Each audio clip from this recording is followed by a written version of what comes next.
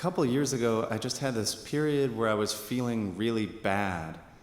And I went down to the Great Smoky Mountains in Tennessee because I figure a road trip is the most romantic way to feel terrible. And I'm walking down this gravel road through the forest. There's just trees ahead of me, trees behind me. On all the limbs, on the trunks, on the leaves, on the grass, there's this white dust. And I tell myself it must just be from the gravel road, but it looks like I'm walking through a ghost forest. At the end of the road, there's a clearing and there's a church there, and I think maybe there is something I'm missing, and maybe I can find it.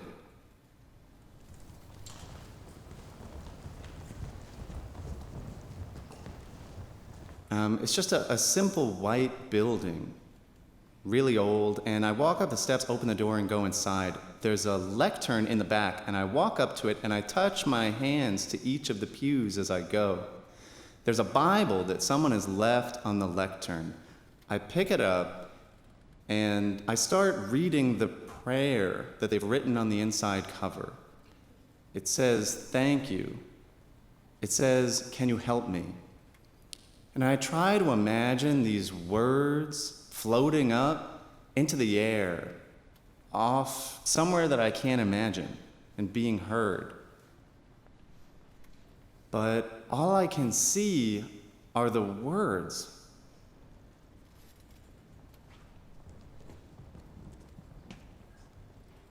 When I was a little kid, I shared a bedroom with my two older brothers. It was my oldest brother on the top bunk, my middle brother on the lower bunk, and I was on the pull-out mattress. My oldest brother would have night terrors. He'd wake up screaming. And then I would lie awake, and I would hear the voices of demons saying to me, "You are alone." And it wasn't like when you imagine things as a kid. It was louder than that. Like it sounded real. "You are alone." And I prayed to make them go away. And they went away. And then I started praying every night. I would imagine that Jesus would come down and just say hi. And he'd float down on his hoverboard. I was raised Catholic, but I also watched a lot of cartoons. And he would take off his elbow pads and knee pads because after everything that had happened, he was a really cautious guy. And me and him would just hang out. That's what my faith was like when I was a kid. I could see it in front of me. And that's what I was looking for now, is just something I can believe in, something I can see.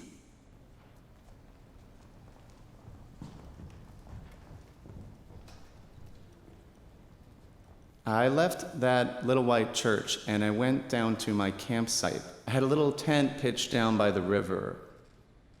I went down to the river and I pretended that I was psychic. I pretended that I could hear everything the universe was saying. And I pretended the universe could hear everything that I said. And I spoke aloud to reach the ghost of my dead grandfather. I said, "I'm looking for Charles Daly. Can you hear me?" I said it 3 times. Then I listened.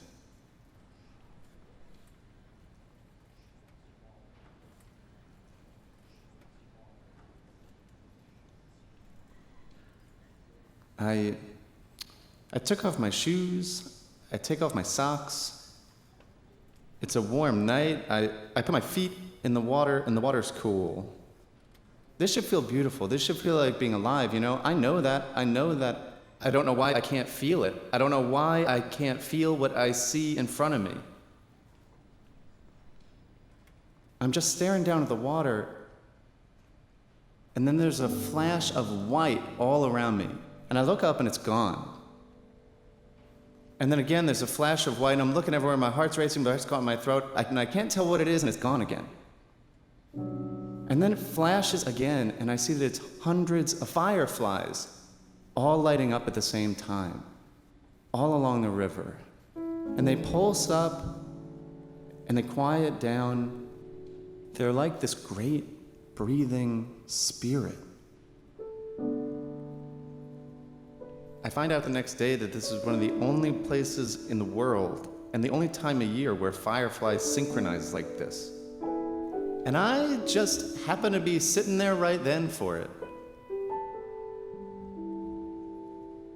I still don't really know how to name what it is that I saw, but I know that I saw it. I still can't always feel it, but I know that I'm not alone.